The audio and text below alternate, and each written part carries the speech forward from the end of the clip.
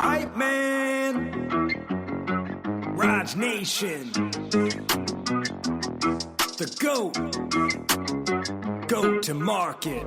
From Hype HQ in Chicago, Illinois, Startup Hype Man presents the GOAT to Market Show.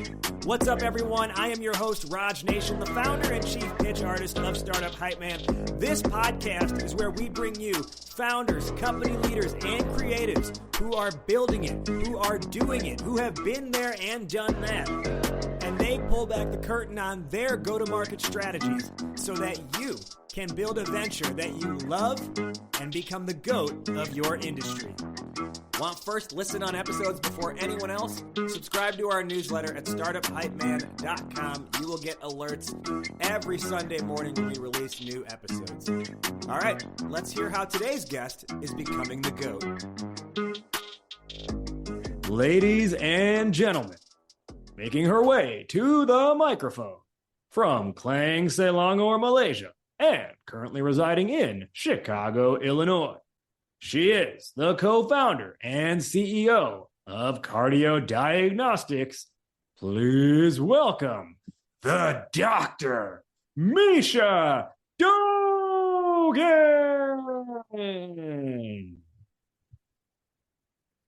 Hi, thank you for having me. Welcome. Thank you for being here, Meesha. Excited to have you. As I mentioned, she is Meesha Dogan, PhD, co-founder and CEO of Cardio Diagnostics. What is Cardio Diagnostics? Well, they believe that heart disease prevention rather than treatment should be the norm. And they empower you to take control of your heart health through their machine learning, AI, and DNA-based solutions. What's key in their technology is the ability to recognize and quantify risk for heart disease directly from your DNA from two perspectives. One, your genetics, and two, your lifestyle and environment, otherwise known as epigenetics. Now, in not that long, starting in May 2017, that's only 7 years ago, as of this recording, they have managed to, with only 10 employees, scale up to being a publicly traded company on the NASDAQ. They've done a lot in their journey, and specifically, what we're here to talk about today is expanding your TAM to increase your revenue. Meesha, once again, welcome to the show. Why is this on your mind and why is this important to you? Well, thank you for having me. I'm excited to be here. I think as any entrepreneur can share, and especially as the CEO, revenue is always top of mind. But one of the key things I think a lot of times we need to take a step back and do is not just think about our TAM, which is, I think, in a lot of ways, easier to calculate, easier to understand, but more importantly, think about ways we can get to that TAM and diversify the ways we get to the TAM so we're not putting all of our eggs in one basket. We're going to dive a whole lot more into this as today's conversation unfolds, but first, let's learn a little bit more about Meesha, the person. Now, Meesha, I mentioned during your introduction, you grew up in Malaysia, far away from the USA. Talk to me about what do you feel that growing up there and then coming here, what do you feel like? What lessons were you taught, or what did you take with you when you came to America?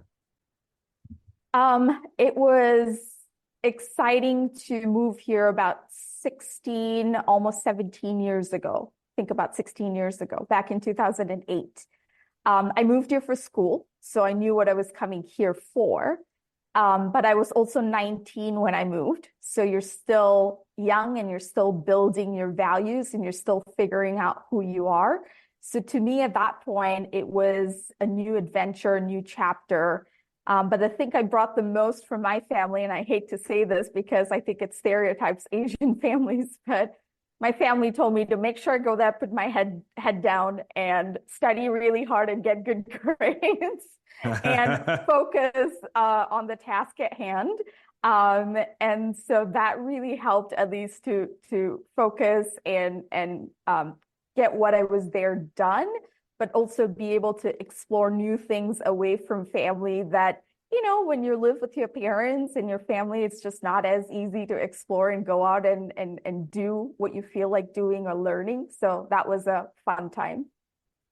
Well, and as we talk about going out and exploring and learning and doing, one of the things I found in my research was, so you went to the University of Iowa, and while you were there, you actually did a project where you conducted an analysis of the top party schools, specifically using Twitter data. Talk to us about how you came up with that idea for a project. Was it a group project, and what actually went into that?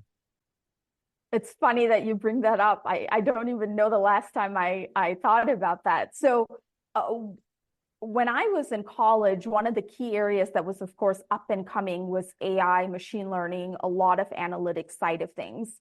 And I can't remember the exact class name, but the project was to do something using sentiment analysis. So it was a pair. It was myself and another student. We got together and we wanted to understand what people's sentiments were around certain schools. And so we took Twitter feed and fed it to look at the types of words, and even feeds into now things like natural language processing to be able to understand what the sentiment is for each of those tweets around a certain school. What did you find? So what was the top party school? You know, I would love to say my memory's great. But it was one of those class projects, so I can't say I remember the results exactly. But if I recall correctly, University of Iowa has always known to be a top party school. And I think the university did live up to its name, if I recall correctly. Were they satisfied with your findings then? Did they want that? Did they want their reputation? Well, let's just say that it didn't go outside of the class. But I also think it's nice for the university to have that aura about it, where a lot of students, you know, when you're 19 and 20, there are other things in life that you're looking to explore, and being part of a party school sometimes is not that bad of a thing. Exactly. Yep. All right. So you did a lot with data at that point in life, and that was pretty early on. And then years later, you end up co-founding a company that, you know, for all intents and purposes, also has a lot to do with data. So can you talk us through, maybe give us a quick recap of the journey that got you to starting Cardio Diagnostics in the first place? And then also, how did you come up with the idea for Cardio Diagnostics? So understanding cardio would require us to go back 16 years ago, pretty much about 2 to 3 months into moving to Iowa. I found myself, believe it or not, again, my family said, go find yourself a job and start paying your bills. That's part of being an adult. And so I was looking for a position, and I came across this research position. So I'd be a work study. And I learned about this fascinating field called epigenetics. I've never heard about it, never learned about it in high school. And this was my freshman year in college.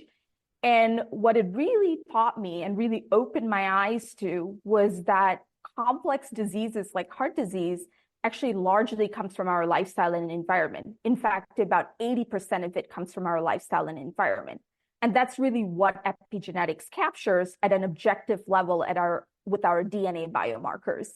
And for me, that was very fascinating because I come from a family with 2 generations history of heart disease. So to come from a family and think you've seen 2 generations of your family members be affected by heart disease, it's just only going to propagate, to go from that thought process and mindset to now actually learning that it's largely within your lifestyle and control. And there's actually a way and mechanism for us to understand it was absolutely fascinating. But to your point, what happened around 2010, 2011, after a few years in the world of epigenetics, it's a good thing that we started measuring it at scale. So for all intensive purposes, it became a data problem, because for each individual, we were looking at millions of these biomarkers. And in addition to that, we were also layering it with genetic markers. So it was a combination of billions of biomarkers for one person. And we needed a better way to understand what all of these biomarkers say about heart disease. And that was essentially my doctoral work, was to say, we understand the genetic markers, we understand the epigenetic markers really well. Now let's layer in AI and ML, because it's a tool that allows us to look at data at scale, but also look at patterns associated with heart disease. And that's really how I got into merging those three areas. One of the things I was not ready for, did not expect, was how well we were going to be able to capture heart disease using these three elements: genetics, epigenetics, and AI. And as a result, while I was still doing my PhD in 2016, we patented the technology and had to figure out if we wanted to turn it into something more than just a patent, which myself and Rob, my co-founder, were very invested in. And we decided to found Cardio in 2017. So you start the company. I gave a brief overview in the introduction, but perhaps you could just enlighten everyone a little bit more on, what exactly, the offering is to the market and the product itself. Yeah. So when you're thinking about heart disease, I want to use as context what we have done.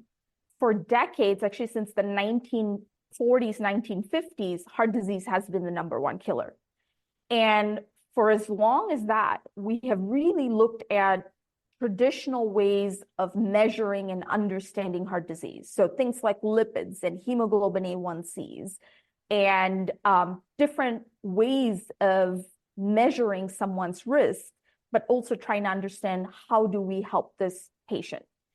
What we found ourselves is a new paradigm. It was essentially a new way altogether, using epigenetics. No one was really using it clinically, to now be able to measure these unique biomarkers that each of us walk around with on a day-to-day, that we just don't see with our naked eyes. Use that as a basis to understand whether we're at risk for a certain cardiovascular event or have heart disease that we don't know about. But more importantly, use these unique biomarkers to each of us to be able to say, where is this person's risk or signal coming from, so we can act on it in a more personalized manner to then treat or manage this person's heart disease.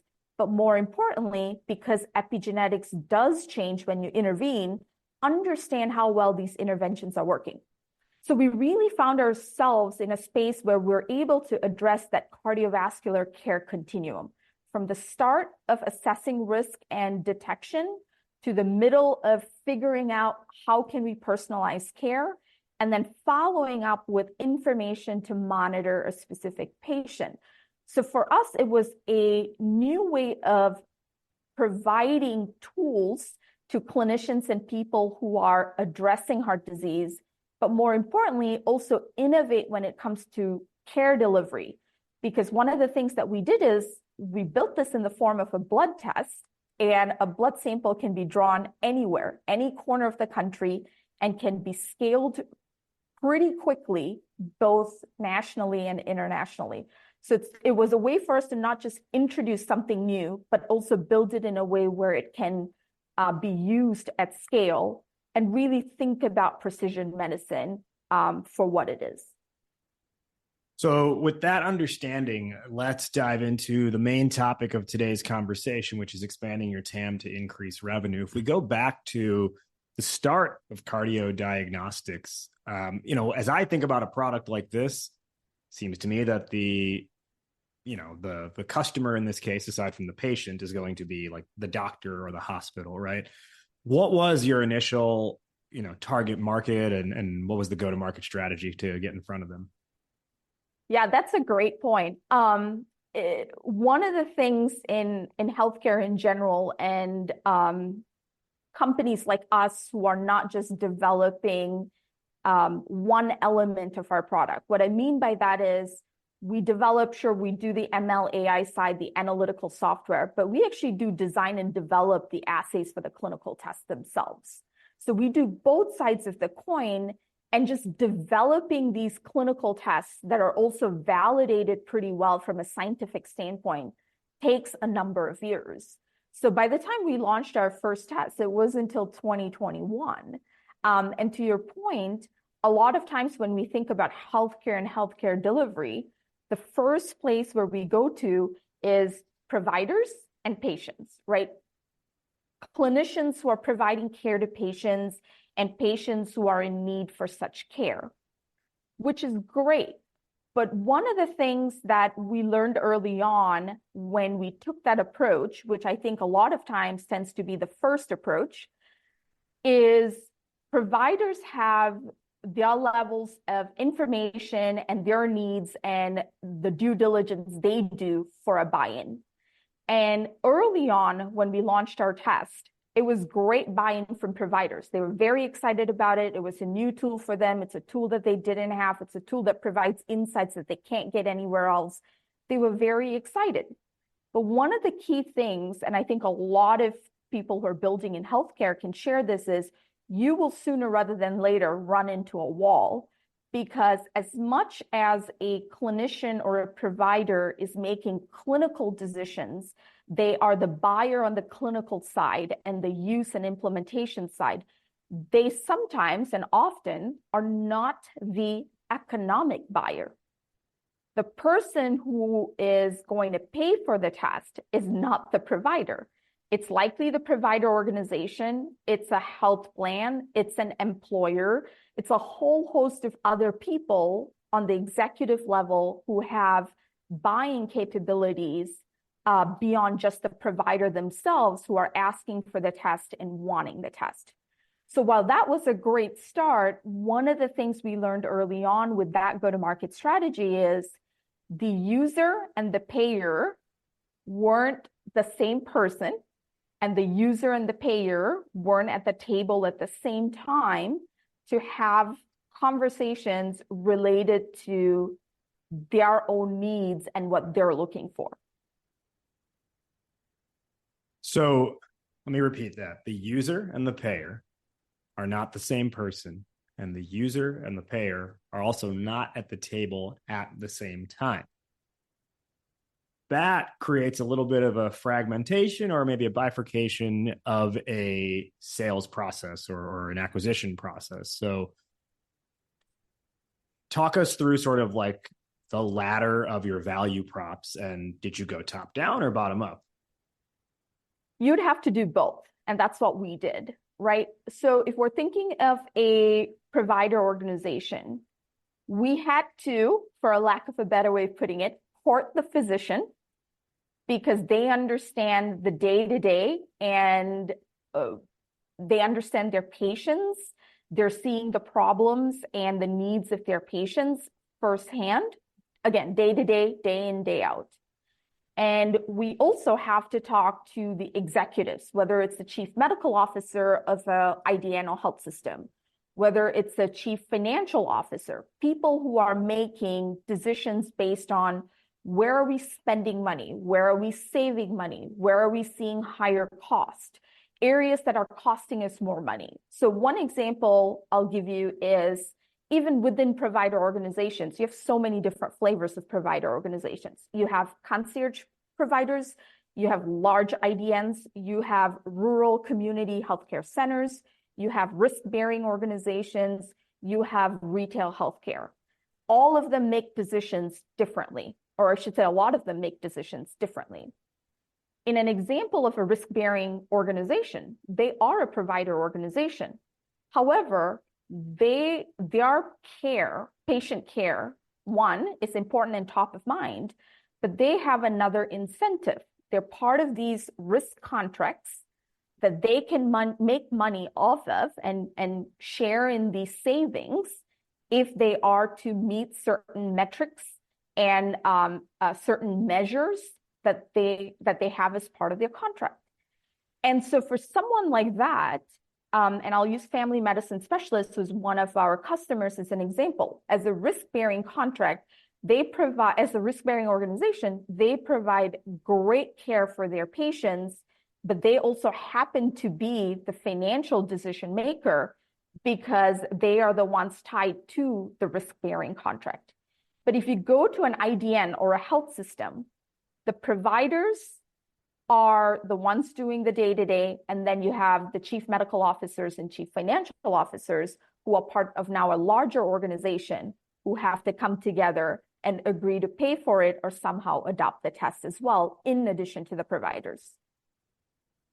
Okay, so this creates quite the complicated web. Yes.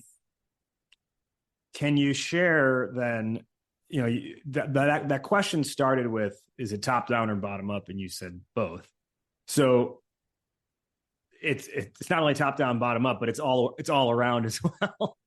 How did you establish, or what did you establish was the message that's going to work for one group versus not another? And then also, how did you get them ultimately at the same table if that's not where they're currently residing? Yeah. That's a very interesting question. And to your point, everything is so intertwined, but they are disjointed. And that's the very fascinating part about what we have had to build through and learn and optimize and evolve over time. So I'll give you an employer organization, for instance. And the reason I say employer organizations, we talked about how when we think about go-to-market and a healthcare product, we think about clinicians and patients. However, about 57% of us get our healthcare from our employers. And our employers now are able to make those decisions as to what kinds of benefits we get. It's no longer just a provider making the decisions as to, I need to get tested for heart disease. It's also whether my employer has made a certain heart disease benefit available to me and other employees. So now you have the employer, the provider, the employee who's also the patient, whether or not they have a health plan involved. And now all of them are tied in some way, shape, or form. So using employer as an example, we go to the employers themselves. And I also want to, not to make this any more complicated, but we know that not all employers are equal. There are small employers, there are medium-sized employers, there are large employers, there are self-funded employers, there are employers who get their insurance through the usual Blue Cross Blue Shield, Cigna, Aetna. So you have all of these different flavors. So for us, the segmentation then becomes more important. So instead of just saying, let's just go to all employers because 60% of us get our healthcare from our employers. For us instead, one of the key improvements that allowed us to scale was to be able to say, all right, within employers, if self-insured employers are the decision makers on what to deploy, and they're the payers because they're self-funded. Mm-hmm. Now we have them at the table at the same time. And in addition to them, they may have a broker partner, so a benefits broker, whether they're bringing them to the table. And the third element is, who's their provider? Is it someone in network? Do they have an in-house clinic that they use? Do they contract it out to someone else? And now we have the provider. So for us, it's about starting with a group like the employer, and it's starting with a group like the benefits brokers and bringing them together, understanding their needs and where their cost centers are, because heart disease tends to be either top 3 or top 5 when it comes to cost centers for employers, and then use that as a basis to understand how do they tend to implement testing and care for their employees. Is it, again, the on-site clinic? Is it a provider that they contract out? So we tend to go to all parties and then converge them together. But I do want to say, though, each of these parties are able to make decisions at different levels. So self-insured employers are able to make the decisions regardless of whether a broker is part of that or not. Because again, they're deploying the tests and they are paying for the test. So just depends on the segments, and also why I think when you're thinking about your TAM, it's not just good practice to understand how you're going to get to your TAM. So it's not just to say, we're going to go to providers, we're going to go to employers, but to further break that down to say, there's so many different kinds of providers, so many different kinds of employers. How do we break that down further to segments that we're likely to see more success sooner rather than later, and then work our way through that vertical. So it really breaks down into finding the nuance within a single market. We can look at something and say, oh, we serve healthcare, but that's the 101 version of looking at it. You have to get to the level 500 course, if you will, where you can really break it down into specific sort of aspects. And as I think about that, one way you can really, and for everyone listening, one way you can really get into the nuance of who your market is by having the right software and tools at hand to be able to message to them. And one of the things that I've been using recently that I'm really excited about is ActiveCampaign. And I switched over from ActiveCampaign. I used to use MailChimp, and I'm so happy because I dropped the chimp and I got the goat, if you will. ActiveCampaign is the goat of marketing automation, because whether you are a B2B SaaS, a marketplace, a consumer app, or really anything in between, the reality is every kind of business needs a newsletter. And your newsletter can do a lot for you if you use it the right way. You can, in fact, segment out and message, give one message to one group of people on your list and another message to a different group of people on your list. And I'll tell you, having used ActiveCampaign for about 2 months now, from setup to send, every newsletter we have published has been a 10x easier experience since we did switch to ActiveCampaign. There's tons of integrations. The automations are really simple. It's super easy to even add in you can even house your pipeline inside of ActiveCampaign as well. So you don't have to go across multiple softwares. And I don't know if it's the best or one of the best things is there's actually supportive customer support along the way. So it's not like an annoying chatbot. You actually get to talk to people who will help you. And I'll tell you, I was a MailChimp customer for probably a decade. And I finally made the switch, and I no longer feel restricted. I feel enabled by my marketing automation software and what I'm able to do through email and everything else with ActiveCampaign. Not to mention, I'll tell you, the biggest hurdle I always think about when it comes to switching softwares is I have so much stored in this old thing. I don't even want to take on the burden of figuring out how to get everything in the new thing. ActiveCampaign made the data migration from MailChimp so quick and easy.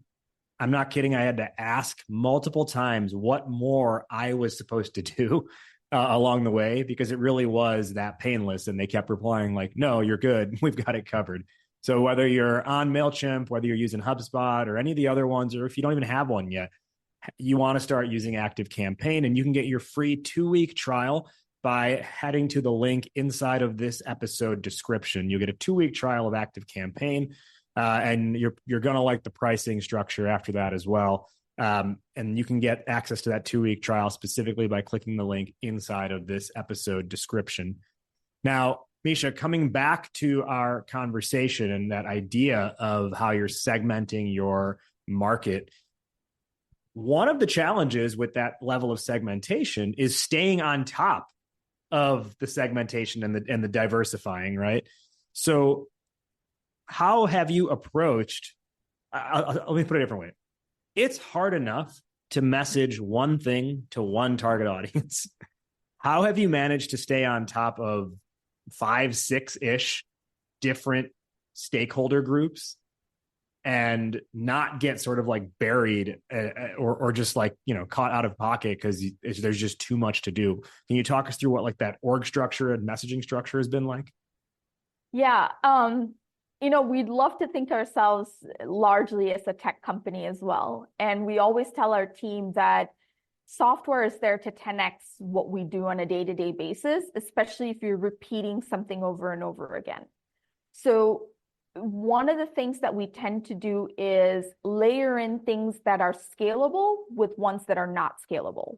So when we're thinking about healthcare, a lot of times, the face-to-face interaction and just meeting people in person, showing them a demo, getting their feedback or their pushback or, anything that they want to share in person is always great.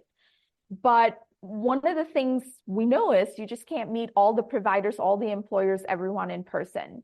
So we tend to layer things like events, which again is not as scalable, with things like software where we run digital campaigns, whether it's LinkedIn-based or any other software-based campaigns that allows us to reach these verticals and segments at scale.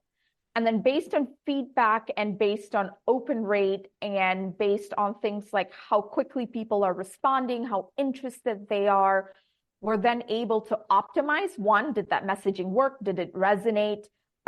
If we're not seeing people respond as much as we've seen in other campaigns, is it not a priority for them? So it just gives us data points to then improve our automation and software to be able to either change the way we're messaging or change the vertical or try a new segment within a vertical. So in any case, data then becomes extremely key because your software is only going to do what you tell it to do. You always have to reiterate on the domain and the information you're providing. If we dig into the data a little bit more, what specific indicators or metrics are you looking at in those campaigns to say, hey, this approach we've been running, this campaign, this message, this whatever, this target group, it's working? We tend to run at least campaigns when we kick off to a new segment. We don't quite have data yet. It's brand new that we're trying to figure out. We tend to run it for a couple of weeks to understand things like open rate, how many people are opting out, how many people are responding, and how quickly they're responding to us. And we've seen stark difference when a messaging resonates and it does not resonate. When it resonates, we tend to hear back from people within 2 to 3 business days. There are times where when messaging does not resonate, it could run for 3 or 4 weeks, a digital campaign, and we barely have one response. And part of the reason I start with messaging is because when we have used that data point or that hypothesis to optimize and iterate, we then do see improvement, because it's not hard for us to look at publicly available data, industry level data to say heart disease is a cost center for employers. Heart disease is a problem for risk-bearing organizations.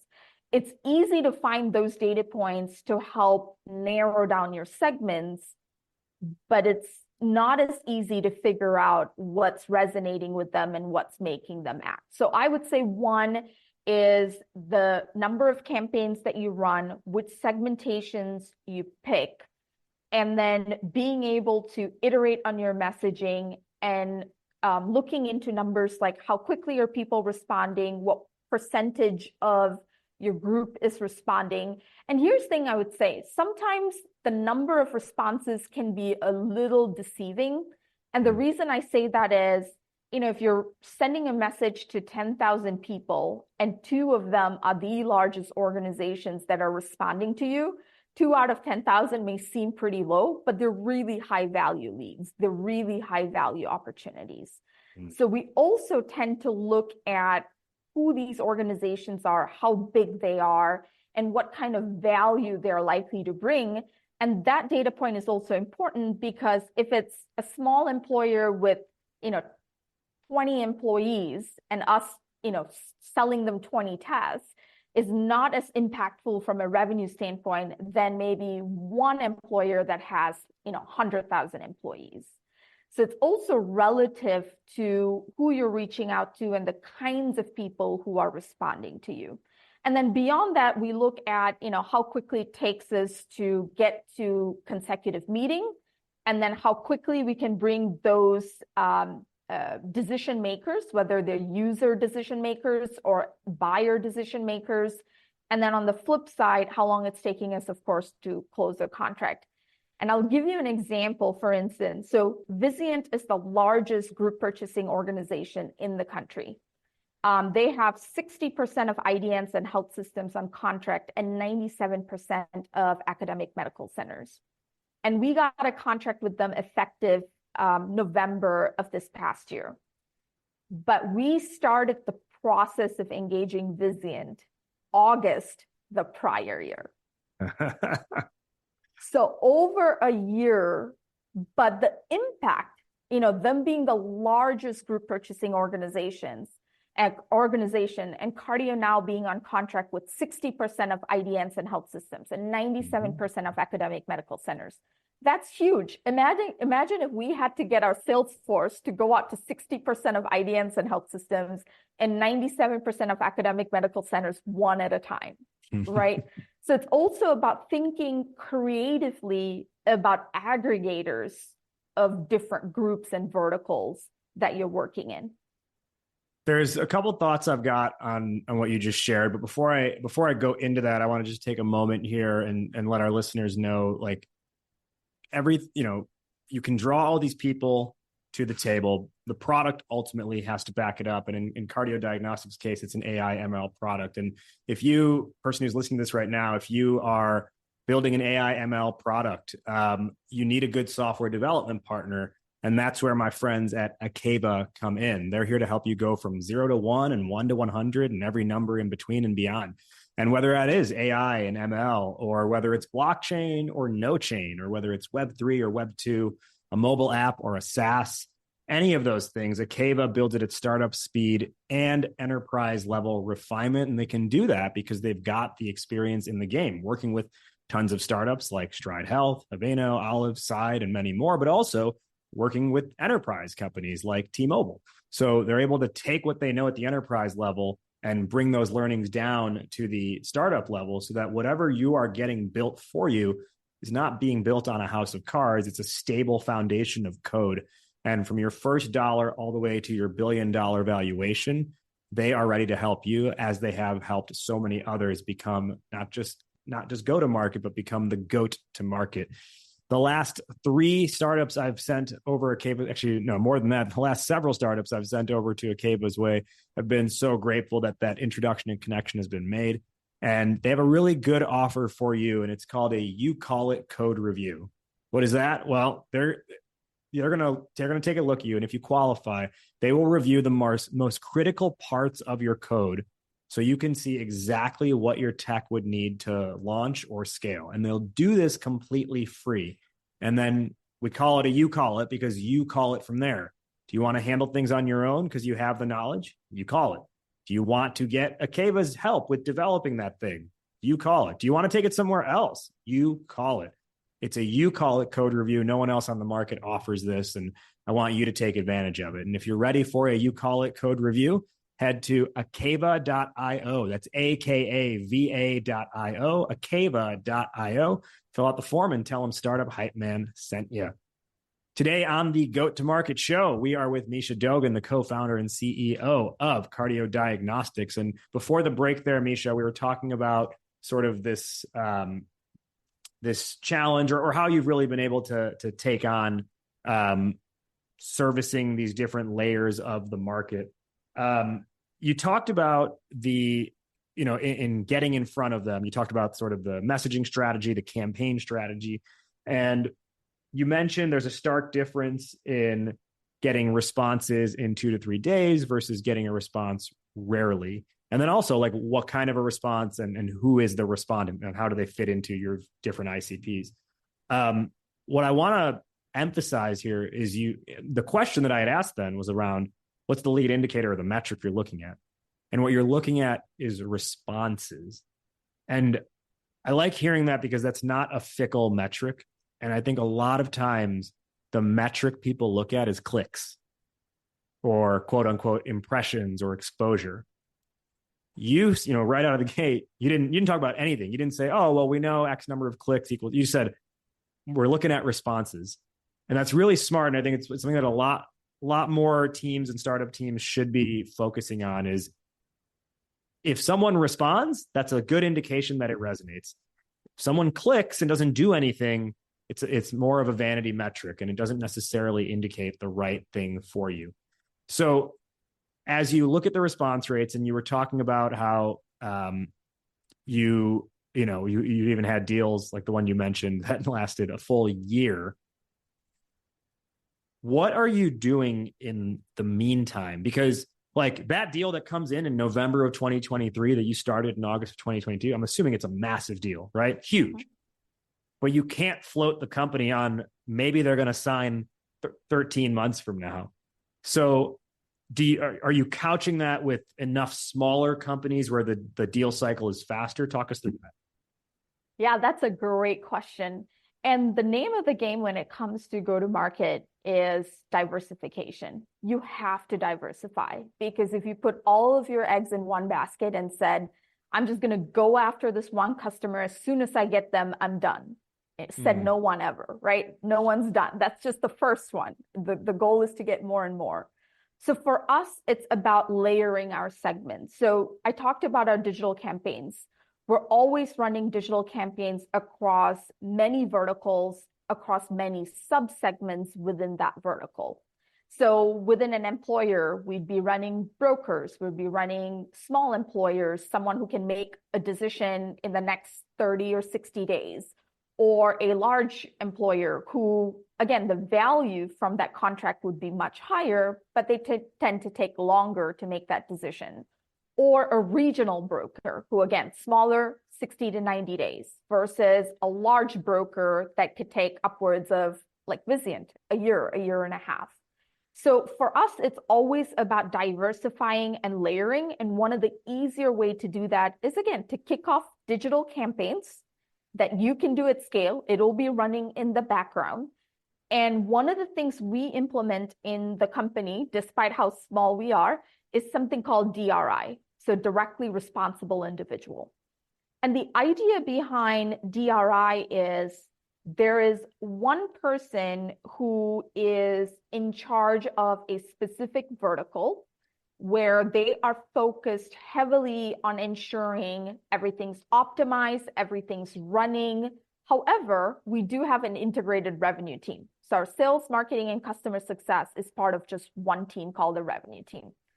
And they do get feedback and they have dependencies from others on the team, but they tend to be directly responsible to ensure every element of a certain campaign or a certain vertical is going well.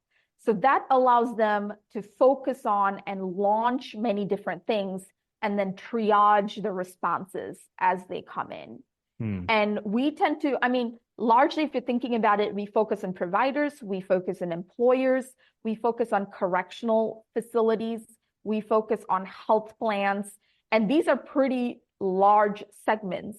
And within that, we break it down into subsegments that people then follow up and make sure that we are heading in the right direction, things are running well, and it's a well-oiled machine. DRI, directly responsible individual.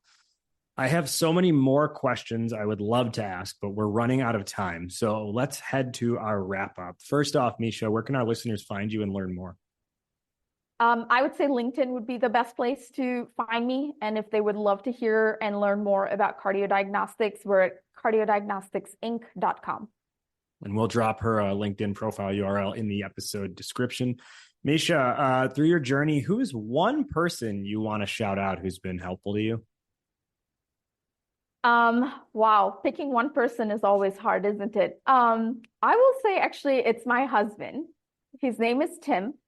And funny enough, Tim and I we went to school together all the way from undergrad. But when we were doing our doctoral work together, he actually told me about the first AI class that was going to be happening at the University of Iowa, and we both took it together. That was my venture into the AI world.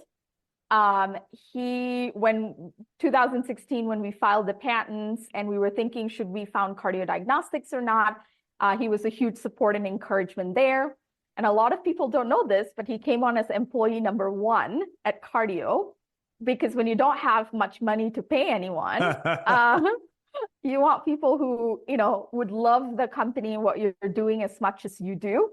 And I was just so lucky to have him agree to come on as employee number 1. And he's now our Chief Technology Officer. Amazing. Amazing that a recommendation to take an AI class in college was, largely, if not, the responsible act that led you to where you are today. Now, we'll next go through and give our respective top 1 or 2 lessons or takeaways for the listeners based on our discussion today. I'll go first and I'll toss it over to you.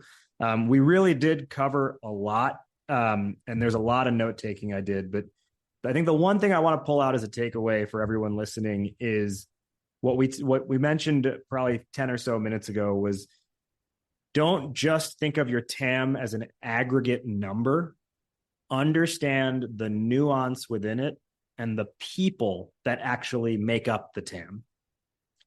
Meesha, top 1 or 2 lessons for the listeners. I would say it's always a good process and strategy to take a step back to understand how you can get to your TAM, not just who they are. Mm-hmm. And drill that down as much as you can, because that may lead to more diversification in your go-to-market, more nuances, and more creative ideas that you may or just may not be apparent from the get-go. The other thing I will share when it comes to go-to-market, a quick no is a win. If someone tells you no in the first 2 days, that's fine. That's a win. You'd rather them tell you no in the first 2 days than tell you no a year later. So be okay with that. Learn to use data and iterate to reduce the number of no's. My final question, which is how we end every episode on this show, fill in the blank, Meesha. Entrepreneurship is blank. To me, entrepreneurship is the journey where you will very quickly learn how far you can be stretched and how much you are willing to stretch. The journey where you quickly learn how far you will stretch and how far you can't. Say it again. So how far you can be stretched and how far you're willing to stretch yourself. How far you can be stretched and how far you're willing to be stretched. Love it. She is Meesha Dogan. Meesha, thank you so much for joining us on Startup Hype Man's Goat to Market show today. Well, thank you for having me. It was a pleasure. And for everyone listening, did you have questions that bubbled up as you were listening back to this, but you're like, well, I can't talk to her. I'm not interviewing her in the moment. Join us for the podcast after party. That's right. We do an Ask Me Anything with our guests every week. And so Meesha will be hopping inside of our Goat to Market Club. That's our online founder community that is totally free to join. And she'll be doing an Ask Me Anything all week. That's the week this episode airs. So hop on in there, ask her your questions, and she will be answering those in our after party. It's the podcast AMA going on the whole week that this episode initially airs. We will catch you next time on I should probably tell you as well, to get in on that, the URL is startuphypeman.com/GTM-club. Startuphypeman.com/GTM-club. That does it for this episode, but we will catch you next week on Startup Hype Man's Goat to Market show. That'll put a bow on this one. Before we head out of here, a couple quick housekeeping items. Number 1, did you like what you heard? Well, give us a subscribe and a follow. Maybe share it with one friend who you think would find this valuable. Number 2, remember that Ask Me Anything I told you about at the end of the episode? That goes down exclusively inside of Goat to Market Club, our online founder and startup community, and you can access it for free. And your membership is 100% free at startuphypeman.com/GTM-club. Number 3, need pitch help? Startup Hype Man is your man.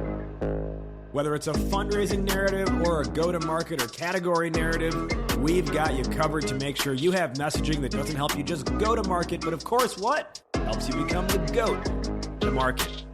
All right, we will see you next week here on the Goat to Market show. Thank you for listening.